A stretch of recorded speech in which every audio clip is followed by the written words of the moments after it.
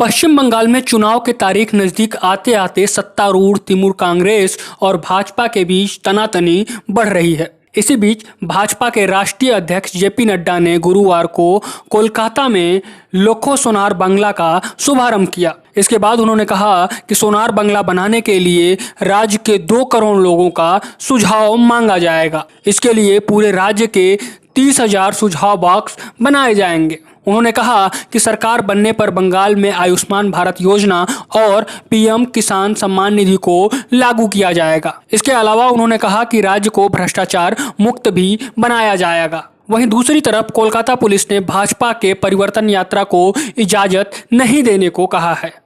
इसे लेकर भाजपा ने टीएमसी पर हमला बोला है और कहा है कि इस यात्रा को पुलिस परमिशन नहीं दे रही है, इसके पीछे मुख्यमंत्री ममता बनर्जी का हाथ है। उनके इशारे पर ही पुलिस हमें इजाजत नहीं दे रही है, जिसके खिलाफ पार्टी अदालत का दरवाजा खटखटाएगी।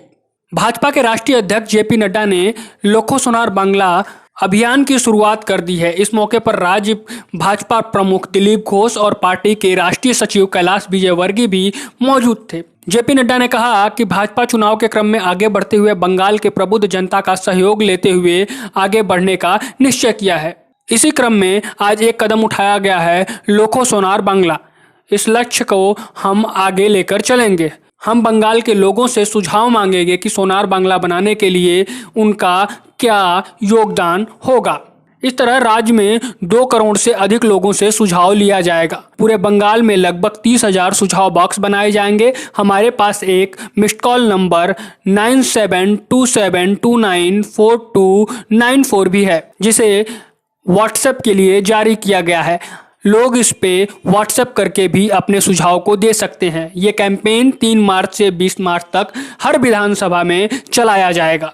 भाजपा अध्यक्ष ने कहा, हम बंगाल में आयुष्मान भारत योजना को लागू करेंगे। अगर बंगाल हेल्थ क्षेत्र में पिछड़ा रह गया तो देश आगे कैसे बढ़ेगा। इसलिए बंगाल को हेल्थी बनाने की जिम्मेदारी में हमारी है और एक कदम हम आगे की तरफ बढ़ाएंगे।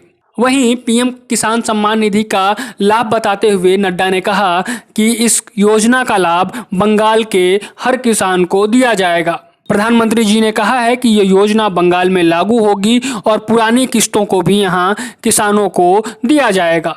नड्डा ने कहा कि हम बंगाल को एक नई संस्कृति देने वाले हैं, जिसका नाम है नो कट मनी। बंगाल को भ्रष्टाचार से मुक्त बनाएंगे। बंगाल में अवैध कोल माइनिंग को भी रोकेंगे। यानी साफ साफ तौर पर यह कहें कि जिन जिन मुद्दों पे ममता बनर्जी सरकार पे आरोप लग रहे हैं, उन मुद्दों को बीजेपी और जेपी नड्डा ने अपने मैनिफेस्टो में प्रमुख रखा है। फिर चाहे वो कोल को हो या फिर प्रधानमंत्री की किसी योजना को बंगाल में लागू करने को हो। अब देखना ये होगा कि बीजेपी की ये रणनीति कितनी कामयाब होती है। Bureau report, pro nation news.